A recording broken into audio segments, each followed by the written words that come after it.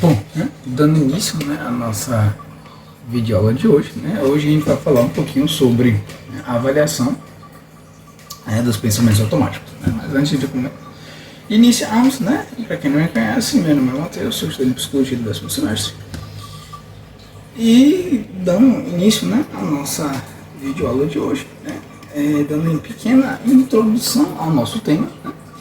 Pois bem, os pacientes ele tem centenas e milhares de pensamentos por dia, né, alguns disfuncionais, outros não. Né. Você terá tempo para avaliar, no máximo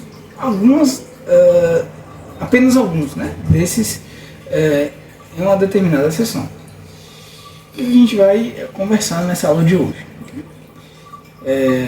Conversar sobre selecionar, né, os pensamentos automáticos funcionais. Como é que a gente faz isso? Né? Usar o questionamento socrático para avaliar os pensamentos automáticos. Aferir os resultados do processo de avaliação. Conceituar quando a avaliação for ineficaz. Usar métodos alternativos do questionamento socrático, e respostas aos pensamentos automáticos. Responder quando os pensamentos automáticos forem verdadeiros. E por fim, né, ensinar os pacientes a avaliar seus pensamentos automáticos. Dando início, né, ao primeiro tópico da aula será, né, selecionando os pensamentos automáticos funcionais. Como que a gente faz isso? Você identificou um pensamento automático. Né? O paciente ele pode ter feito alguma afirmação espontânea durante uma sessão, como por exemplo, né, eu acho que nada pode me ajudar. Relatando um pensamento automático, geralmente na sessão anterior, né, ou um pensamento automático que ele prevê para o futuro. Né. A seguir, né, você precisa conceituar se esse é um pensamento importante no qual focar. Isto é, né, ele neste momento está sendo angustiante, disfuncional ou poderá ser recorrente. Se for um pensamento automático do passado, você pode perguntar: em que situação você teve esse pensamento? O quanto esse pensamento você acreditou nesse processo, nesse pensamento, nesse momento? O quanto acredita nele agora? Como ele fez você se sentir emocionalmente? Qual foi a intensidade da emoção naquele momento? Quanto ele é intenso agora? E o que você fez? Você também vai se questionar quanto à probabilidade de o paciente ter esse tipo de pensamento novamente e ficar angustiado com ele. Você deverá variar um pouco essas perguntas caso o paciente expresse espontaneamente o pensamento ou se o pensamento estiver relacionado a uma situação futura. Você também deverá descobrir se outros pensamentos são mais nucleares e angustiantes. Vamos dando um exemplo, né? Como é que você vai avaliar, né, essa situação. Né? O que mais pensou pela sua cabeça nessa situação? Você teve algum outro pensamento ou imagem? Qual dos pensamentos ou imagens foi mais perturbador? Nessa descrição, a gente vai mostrar um exemplo, né, entre a Judite, que é a psicoterapeuta, e Sally, sua paciente, né, tendo esse pensamento automático que essa paciente teve, que era importante. Pois bem, a paciente lindava. Então você estava em uma sala na quinta-feira e não sabia as respostas às perguntas que o professor fez para a turma e você se sentiu muito triste devido ao pensamento: eu nunca vou me sair bem nisso. O quanto você acreditou naquele pensamento e o quanto se sentiu triste? A paciente vai responder, né? Eu acreditei muito e me senti muito triste. O terapeuta indaga, né? O quanto você acredita nele e o quanto se sentir triste agora? A paciente lhe responde: eu ainda acho que não vou conseguir. O terapeuta lhe pergunta: e o pensamento ainda é angustiante? Muito. Você percebe aqui, né, nesse pequeno exemplo que eu trouxe, que a paciente ela não consegue resolver, né, esse pensamento, essa angústia, né, que sentiu. Então ele não tem repertório, né, para conseguir resolver de forma funcional. Então esse pensamento automático em si é importante, né? O profissional ele questionar junto com o seu paciente, né? Que este se revelou um pensamento automático importante para que avaliar junto com o seu paciente. E em outra situação ela julgou que um pensamento automático difere provavelmente não valeria a pena ser discutido. Sally estava descrevendo um problema que teve na biblioteca e Judith fez algumas perguntas para o seu paciente para avaliar se essa era uma situação importante a ser discutida. A situação agora, que eu vou mostrar agora no próximo slide, vocês vão perceber que tem um desconforto, mas Sally ela conseguiu reverter, teve repertório cognitivo, né, para conseguir resolver o problema de forma mais funcional. Vamos lá. A terapeuta pergunta, então você estava na biblioteca, né, e não conseguia achar o livro que precisava. Então pensou, eles são tão incompetentes, o sistema é tão ruim, e se sentiu frustrado. Enquanto você se sentiu frustrado naquele momento, a paciente responde, 90%. O terapeuta ele indaga, né, você ainda está tão frustrado assim? A paciente responde, não, eu já superei isso. Ou seja, ele teve, a Sally, né, no caso, teve repertório cognitivo para superar a adversidade que teve no momento em que foi na biblioteca e não achou o livro. A terapeuta ela indaga, né? O que você fez quando você ficou frustrada? Agora é estratégia, né? Voltei para o dormitório e trabalhei nos problemas de química. Acabei pegando emprestado o livro da Salisa, que era um colega, né? Mas eu tenho que lhe devolver até segunda-feira. A terapeuta pergunta, indaga, né? Então você resolveu o problema. Você acha que a biblioteca poderia ser um novo problema, um problema no futuro? Se poderia ficar frustrada e sair dali, mas não fazer nada de produtivo, ou seja, ter um comportamento disfuncional, ou então não conseguir o livro de outra maneira, ela responde, né? Acho que não. Então, nesse momento aqui, a gente consegue distinguir que a paciente ela vai ter tem repertório, né, para, se acontecer esse pensamento novamente, essa situação, novamente, ela não vai ter o mesmo pensamento que teve de frustração, né, um sentimento de frustração e o pensamento, né, de eles estão incompetentes, o sistema é tão ruim. Então, tem outras maneiras de conseguir resolver esse problema. Nessa situação, né, que a gente foi mostrado, né, ele julga o pensamento não, né, era perturbador, mas não justificava a discussão, né, já que tem repertório, né, para suprir essas dificuldades.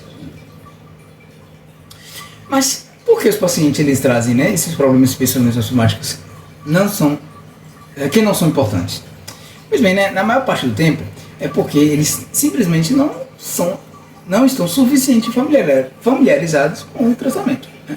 No entanto, eles poderão aprender essa habilidade de descobrir o que é mais importante falar. Mesmo que um paciente relate, né, um pensamento automático importante, você poderá decidir não focar nele. Especialmente se você julgar que fazer isso prejudicaria a relação terapêutica, né? Como, por exemplo, você percebe que o paciente está se sentindo invalidado, e se você continuar, né, nesse processo de questionamento socrático, a forma como a gente avalia esse pensamento automático, né, esse sentimento de invalidez pode ser prejudicado, né, aumentado. O nível de angústia do paciente foi excessivamente alto para avaliar seu pensamento. Não houver tempo suficiente na sessão para ajudar o paciente a responder efetivamente o pensamento. Esse ponto aqui é muito importante, porque durante a sessão você não pode deixar o paciente, né, desregulado para a próxima sessão. Então, se você não consegue na sessão, se caso o paciente se desregule, nessa mesma sessão você regularizar esse paciente durante essa mesma sessão, você não faz. Tá? você avaliar que é mais importante trabalhar com outro elemento do modelo cognitivo, como por exemplo, você poderá focar na solução de um problema, de uma situação problemática, ensinar ao paciente técnica de regulação emocional, discutir respostas comportamentais mais adaptativas ou abordar uma resposta fisiológica do paciente. Você avaliar que é melhor focar e trabalhar sobre uma crença disfuncional subjacente ao pensamento automático. E por fim, avaliar o que é mais importante discutir um problema diferente. Próxima tópico que vai ser explicado nessa aula seria o questionamento para avaliar o pensamento automático. Depois de ter evocado esse pensamento automático, determinado que ele é importante e angustiante para ser identificadas reações que acompanham emocionais, fisiológicas e comportamentais, você poderá decidir colaborativamente, simples, colaborativamente com o paciente, se irá avaliar ou não. Entretanto, raras as vezes você irá contestar diretamente o pensamento automático por 3 motivos, que são: você geralmente não sabe de antemão até que ponto um determinado pensamento automático está distorcido, como por exemplo, o pensamento de sair do que ninguém queria jantar com ela poderia ser válido. Uma contestação direta poderá levar o paciente a não se sentir legitimado. Por exemplo, a Celia poderia pensar, a minha terapeuta está dizendo que eu estou errado. Isso aí é um perigo, porque você perde total essa transferência dentro desse processo terapêutico. Contestar uma cognição viola um princípio fundamental da terapia cognitivo-comportamental, que seria o empirismo colaborativo. O que é isso? Você e o paciente examinam sempre juntos o pensamento automático, testam sua validade ou utilidade e desenvolvem uma resposta mais adaptativa. Também é muito importante ter em mente que são raras as vezes em que os pensamentos automáticos são completamente errôneos. Então, em geral, eles contêm pelo menos um fundo de verdade, o que é importante que você reconheça. Os próximos slides contêm uma lista de perguntas socráticas para ajudar o paciente a avaliar o pensamento. Na verdade, socrático é uma denominação equivocada, algumas vezes. Porque o método de questionamento socrático, derivado do filósofo Sócrates, envolve uma discussão dialética. O que isso significa? Que o paciente necessita de um método estruturado para avaliar seu pensamento. De outra forma, as suas respostas aos pensamentos automáticos poderão ser superficiais e incertas, além de não operarem melhora no seu humor ou funcionamento. A avaliação sempre tem que ser imparcial.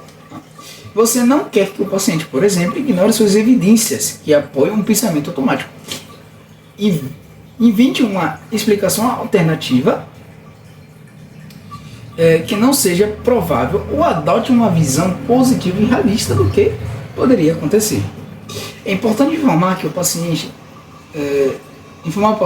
de que nem todas as perguntas que serão mostradas nos próximos slides são adequadas a todos os pensamentos automáticos. Além do mais, o uso de todas as perguntas, mesmo que elas não se apliquem logicamente, poderá se tornar muito enfadonho, além de consumir muito tempo. O paciente poderá não avaliar seu pensamento e considerar um processo muito exaustivo. Geralmente, você vai apresentar apenas uma ou algumas perguntas de uma vez. As perguntas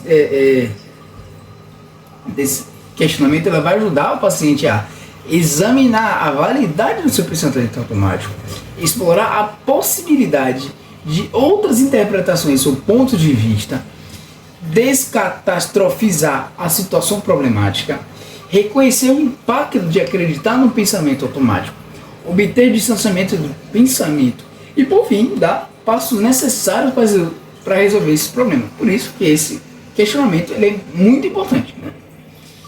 Mas quais são as perguntas nesse questionamento socrático? Pois bem, quais são as evidências que apoiam essa ideia? Essa é a primeira pergunta. A segunda, quais são as evidências contrárias a essa ideia? Existem, a terceira, existe uma explicação ou ponto de vista alternativo? Quarta pergunta, qual é a pior coisa que poderia acontecer? E se é que eu já não estou pensando o pior? Próxima pergunta, e se isso acontecesse, como eu poderia enfrentar de forma mais funcional possível? A próxima pergunta, qual é a melhor coisa que poderia acontecer? Próxima pergunta. E qual é o resultado mais realista? Qual a próxima? E qual é o efeito de eu acreditar no pensamento automático? Próxima pergunta. Qual poderia ser o efeito de mudar o meu pensamento? E o que eu diria a um amigo ou familiar se ele estivesse na mesma situação? E por fim, né, o que eu devo fazer? Né? Cada uma dessas perguntas, né, será discutida e debatida, né, a seguir. E a primeira pergunta, né, que será explicado mais detalhadamente sobre as perguntas sobre as evidências. Pois bem, né, como os pensamentos automáticos geralmente contêm um fundo de verdade, né, o paciente costuma encontrar alguma evidência que apoie a sua veracidade, a qual você irá procurar em primeiro lugar. Mas ele frequentemente não consegue reconhecer as evidências em contrário, as quais você irá procurar em segundo lugar. Como por exemplo, né, a terapeuta indaga, né, quais são as evidências que Karen não se importa com você? O paciente responde, bem, quando nos cruzamos na rua, ela parecia estar realmente com pressa. Ela apenas disse rapidamente, oi Sally, te vejo mais tarde, e continuou andando apressada. Ela quase nem olhou para mim. A terapeuta indaga, mais alguma coisa? A paciente responde, bem, às vezes ela está muito ocupada e não tem muito tempo para mim. A terapeuta indaga mais uma vez, mais alguma coisa? A paciente responde, pensa, não, acho que não. A terapeuta indaga, ok, agora você me diga se existe alguma evidência de que talvez ela realmente não se importe com você. O paciente responde, respondendo em termos gerais, bem, ela é muito gentil, nós somos amigos desde que entramos na faculdade. A terapeuta indaga, né? Que tipo de coisa ela faz ou diz que poderiam demonstrar que ela gosta de você? A paciente responde, ela geralmente pergunta se eu quero comer alguma coisa com ela. Às vezes nós ficamos acordados até tarde apenas jogando papo fora.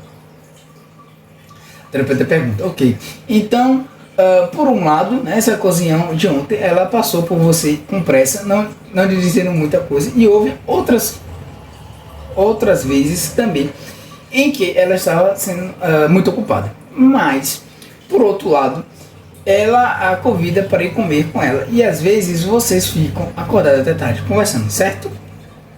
A paciente responde, Neste exemplo, né, que é mostrado, pode-se perceber que Judith, né, terapeuta, gentilmente aprofundou no intuito de revelar evidências quanto à veracidade do pensamento de Sally, né, que é a paciente.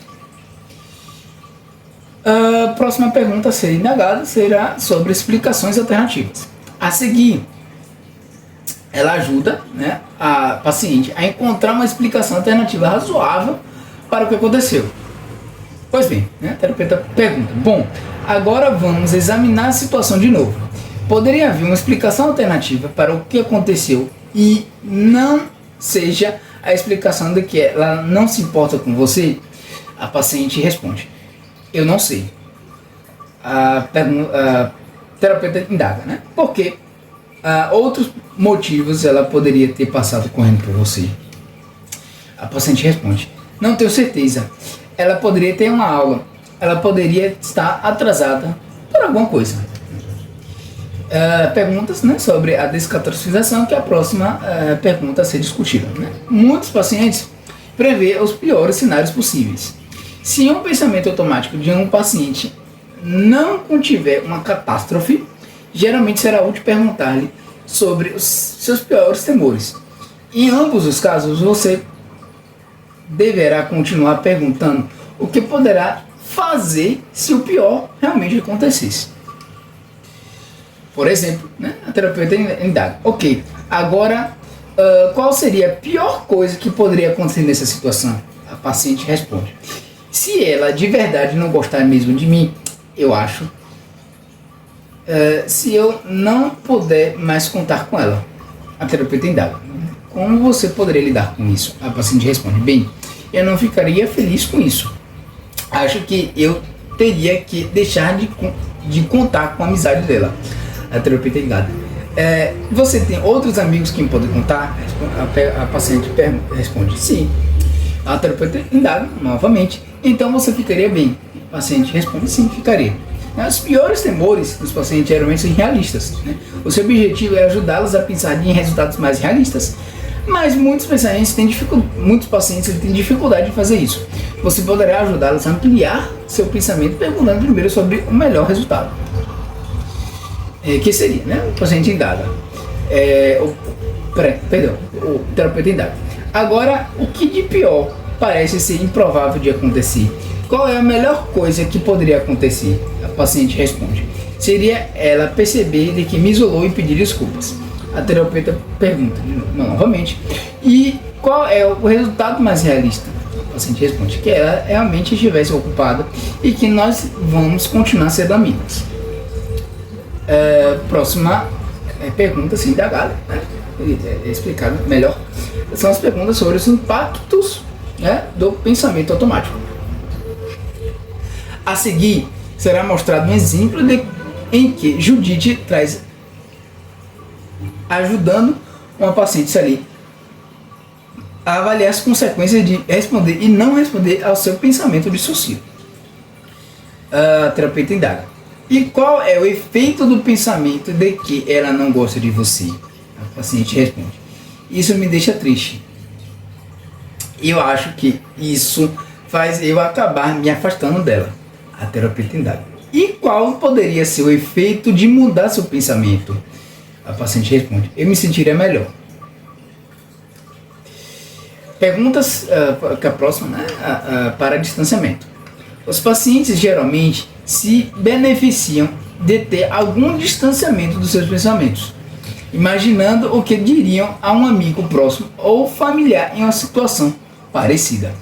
Como, por exemplo, a terapeuta indaga. Digamos que sua amiga Alison tivesse uma amiga que estivesse muito apressada às vezes, mas que outras vezes se mostraria atenciosa. Se ela tivesse o pensamento: minha amiga não se importa comigo, o que você diria? O paciente responde. Eu acho que diria para ela não dar tanta importância às vezes em que ela parecesse apressada, especialmente se essa amiga fosse legal. A terapeuta indaga. Isso também se aplica a você? A paciente responde. Sim, eu acho que sim. A próxima pergunta do questionamento socrático que a gente vai discutir, né, que é sobre a solução dos problemas, né? A resposta a essa pergunta pode ser de natureza cognitiva ou comportamental. A parte cognitiva incluiria fazer o paciente lembrar-se de suas respostas a essa questão. No caso de Sally, por exemplo, Judith e ela pensaram em um plano comportamental e que será exibido no próximo slide. Esse exemplo a seguir, né? Que a terapeuta ela indaga. E o que você acha que deveria fazer a respeito dessa situação? A paciente responde. Eu não estou certa do que você quer dizer. A terapeuta pergunta novamente. Bem, você se afastou desde que isso aconteceu ontem. A paciente responde. Acho que sim. Eu não falei muito quando a vi hoje de manhã. A terapeuta indaga. Então, nesta manhã, você ainda estava agindo como se aquele pensamento original fosse verdade. Como você poderia agir de um modo diferente? O paciente responde. Eu poderia falar mais com ela, mas ser mais amistosa.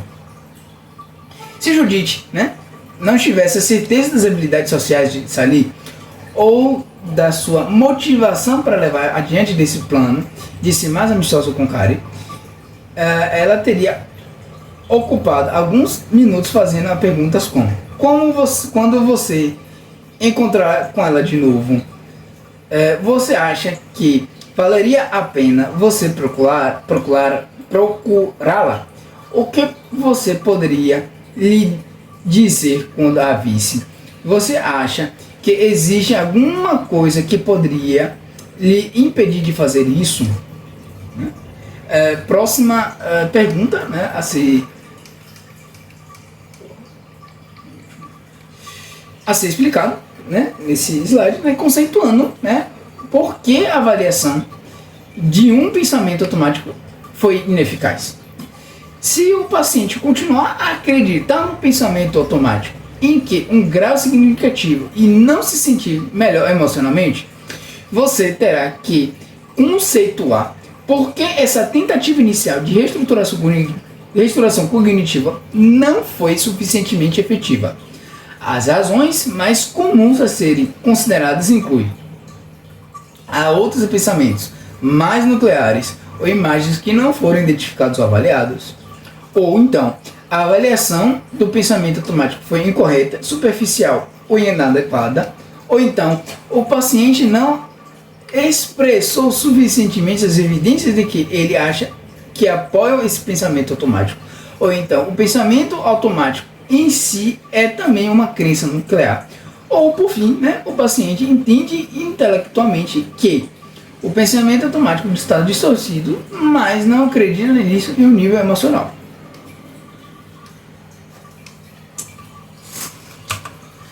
Na primeira situação, o paciente não verbalizou o pensamento automático ou a imagem mais central. John, por exemplo, relata o pensamento: se eu fizer o teste para um time de basquete na comunidade, provavelmente não vou ter sucesso.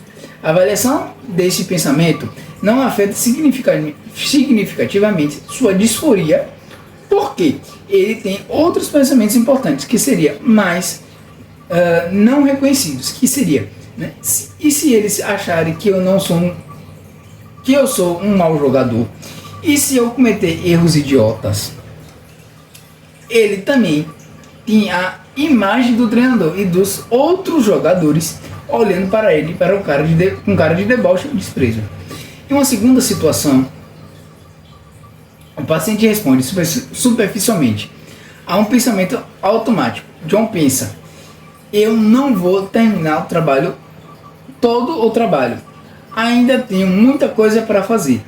Em vez de avaliar o pensamento cuidadosamente, John responde meramente: não, eu provavelmente vou concluí-lo.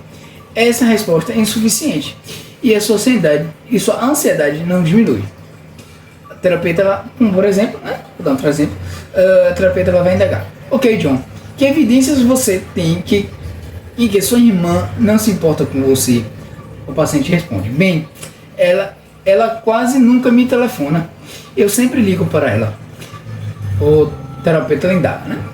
Ok, alguma coisa em contrário de que ela realmente se importa com você, que ela deseja ter uma boa relação com você?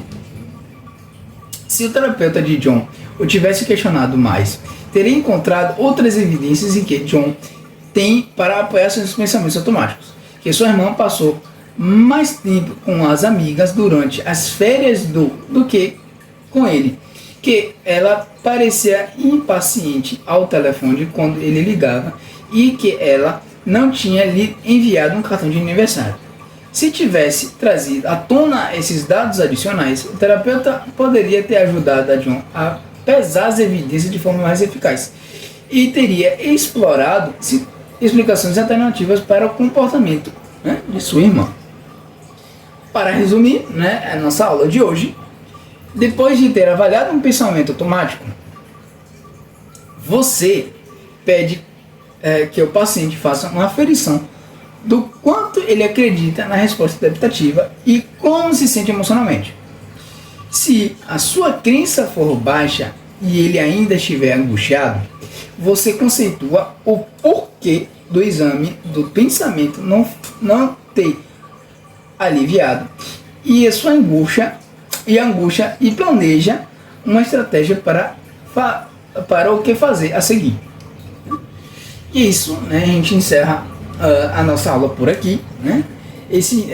Aqui está meu e-mail, né? Onde vocês podem mandar perguntas, sugestões, que eu estarei aberto, né, a respondê-las e lhe ajudarem vocês na melhor forma possível. No mais, né, espero que vocês tenham gostado desse vídeo, né, tenha entendido um pouquinho sobre como esse processo de avaliação, né, dos pensamentos automáticos. e até o próximo vídeo. Falou!